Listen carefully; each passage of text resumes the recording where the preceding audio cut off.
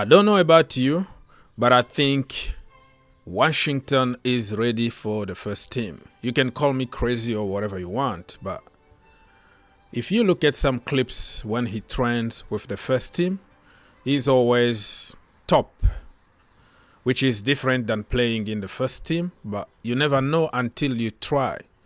And Chelsea, we always assume that a young player is not good enough. You are not in a Chelsea level, blah, blah, blah, blah. But we want to buy every wonder kid around the world. We are like Yamal, Lamine Yamal. Look at him, go buy, break the bank. But when we bring them a Chelsea Football Club, we don't give them playing time. So how can you expect somebody to develop?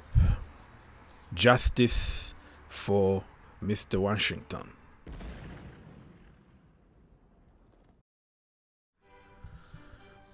Hey guys, my name is Ogs, your own brother. If you want to help the channel, it's very simple. Subscribe, share, comment down below, all the good stuff. It only takes you like a few seconds to do it, and it doesn't cost anything. Free of charge, my friends. So smash that like button. And in this video, we have some random topics in the Chelsea community. It's an international break. It's very boring. Many people even took vacation from watching football and watching my videos because it's a break until Chelsea comes back. But listen, man, I will always keep you entertained.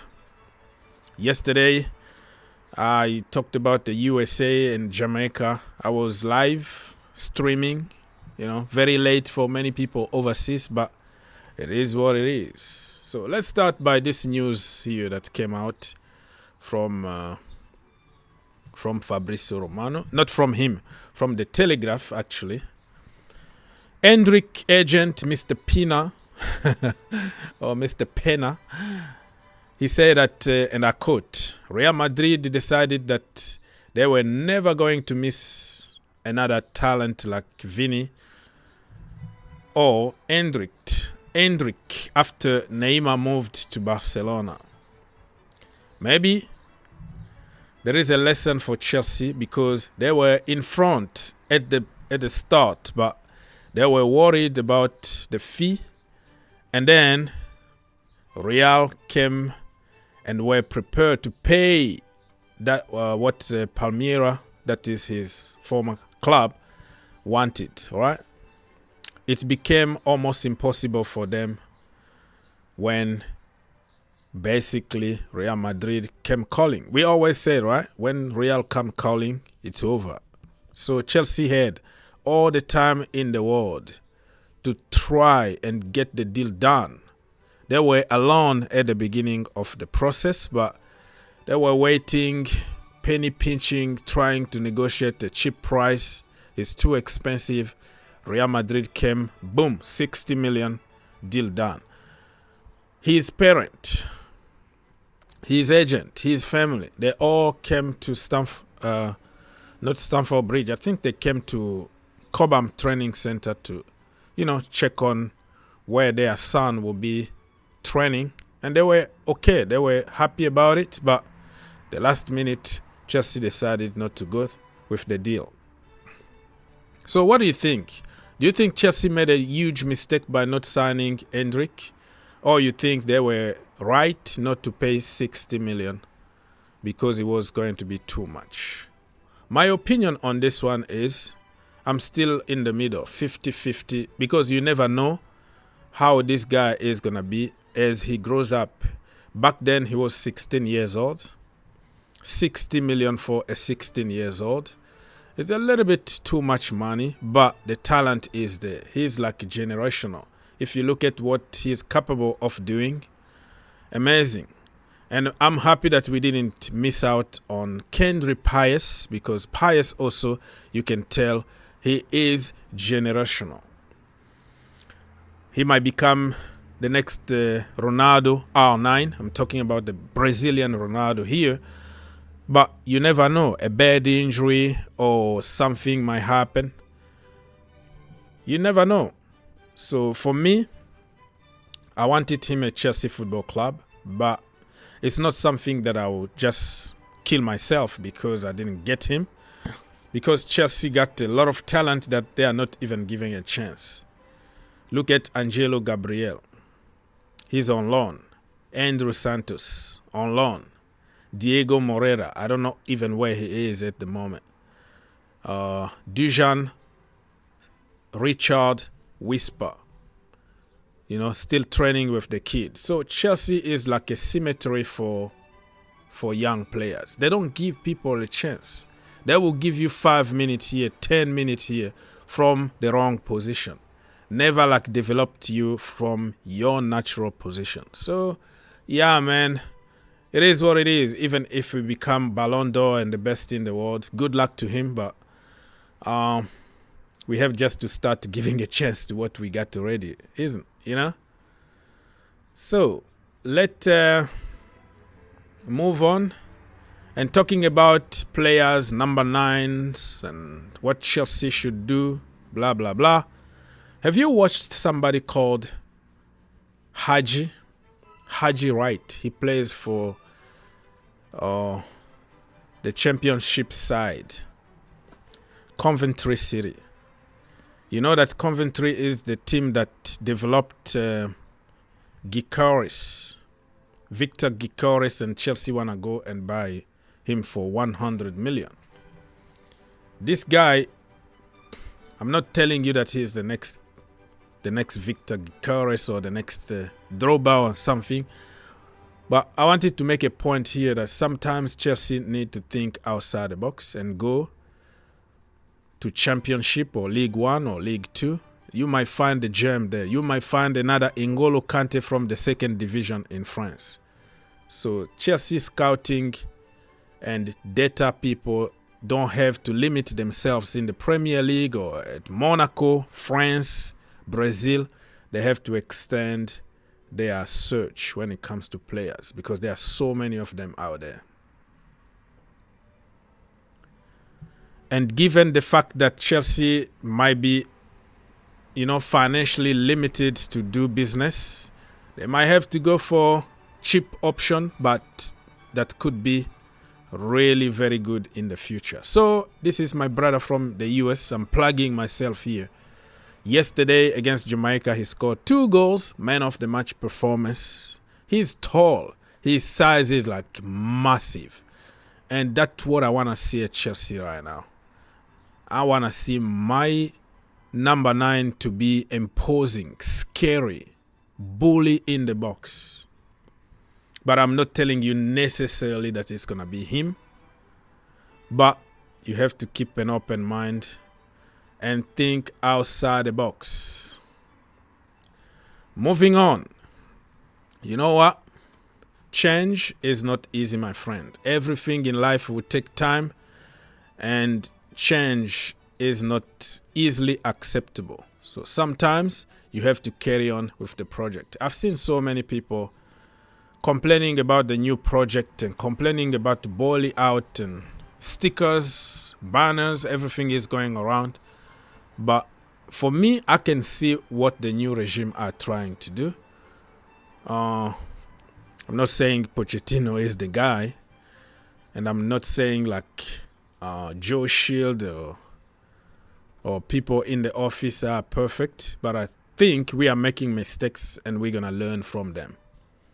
We are too far away into the project, and it's almost impossible to go back and buy Koulibaly and Aubameyang again. I think we have just to keep going and probably making some changes here and there. Changing managers sometimes.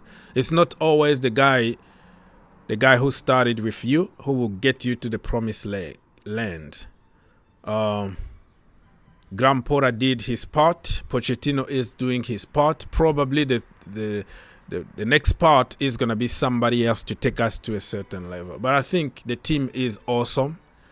This year we're going to get a lot of experience, and next season is going to be completely different. Do you still trust the process, or you want something else? if you're serious about change, just know you're going to go through some uncomfortable situations. Stop trying to dodge the process, because in the long run, it's going to make you better. And don't forget that shit, you heard? That guy is so funny, but he is talking about something good there, you know. FA Cup semi-final, the date is known, against Manchester City at Wembley. It's going to be April 20th, 2024, 5:15 p.m. UK time. I don't even know what that is translated to my location, but it is what it is. Mikhailo Mudryk played with his country yesterday. He did a good game, but people will just pick on few misses here and there to try to sabotage the guy, because it's only negative topics that works on social media. I've seen people calling him all kind of names because of some misses yesterday. You know, when you freeze a picture and you want to make it look like this is the worst miss in the world, it doesn't work that way, my friends. Chelsea approached Bayern Leverkusen for Jonathan Tah in January. However, the player indicated he wants a club in the Champions League. So we're going to miss on very, very good players because we are not in the Champions League. But we are Chelsea. We can always find somebody, you know. The city, the name, we're still attractive to many, many people. Look at Noni Madueke, man, still in under 21s. I think he deserves already to be contender in the main team, but because he's not playing enough games at Chelsea, what do you expect? You know, I don't know what we're gonna do with him. Probably we're gonna have to sell or send him on loan, but I believe in Noni, man. If you have a very good coach that will give you a run of games, I think he can become one of the best. And Chelsea are like horrors. You know what horrors are? The people who buy, and stock, like the house is full of stuff, clothes, food, everything is stuck. And every time he goes out, he's gonna shop. And the house is smelling so bad with food that he even forget that he got. So you stock stuff without using them. That is Chelsea Football Club. All this talent, we get too excited when we buy them. We pretend that we are back. We brag. We are the best in the world. We're going to start killing it. And boom, the reality starts striking. We don't give them a chance. And then we want more. We want more. Go buy more. What the hell? You know, the transfer ban is going to do good for Chelsea Football Club. It's going to be a great thing for Chelsea. Because I don't understand, why are we stocking all these players? Malo Gusto is back at Cobham because he got a virus. He was selected for France under 21s with Thierry Henry as the manager.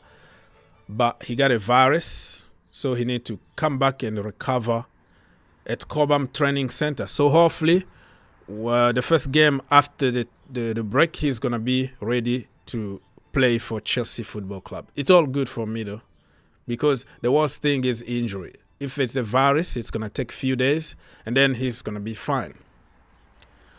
And another guy that is already back at Cobham Training Center, before I forget, is Angelo Gabriel. He got an injury, and he needs to recover at Cobham. We did it with Malo Gusto when he was on loan at Lyon, and he got injured. He came back to recover. So our doctors, which I don't believe we have good doctors at the end of the day, but our doctors need to follow them closely instead of leaving them on loan there. So some training sessions are continuing at Cobham Training Center. Badiashile is looking good. Disasi looking good. So the last part of the season, we're going to start cooking, my friends. I am very, very confident. Remember when Jose Mourinho smashed Arsene Wenger 1000th game and we completely destroyed them 6-0? at Stamford Bridge. I think that is the same game that it was a mistaken identity where I think Oxlade-Chamberlain touched the ball with his hand, but Kyrian, whatever his last name was, is the guy who got the red card. Mistaken identity. It was funny. It was really funny. Back in the day without the VAR, because that would never happen in today's world. So this is what I was talking about Angelo Gabriel. Angelo has been one of the key creative talent at Chelsea partner club Strasbourg, but he's back at Cobham to gain a second opinion on an ongoing hernia problem. So he just needs surgery, right? This is not like an injury, but this is hernia problem. So got a surgery, and then maybe stay away from football for the rest of the season, and then let's go to pre-season and see what is going to happen. Yeah, Chelsea new away kit looking good, white. And Gyokeres, what is going on with this brother? Chelsea have scouted Viktor Gyokeres 3 times now, with the latest being Sweden playing against Portugal last night. I think they lost against Portugal, but he scored a goal. He's a goal scoring machine. If the price is right, get him.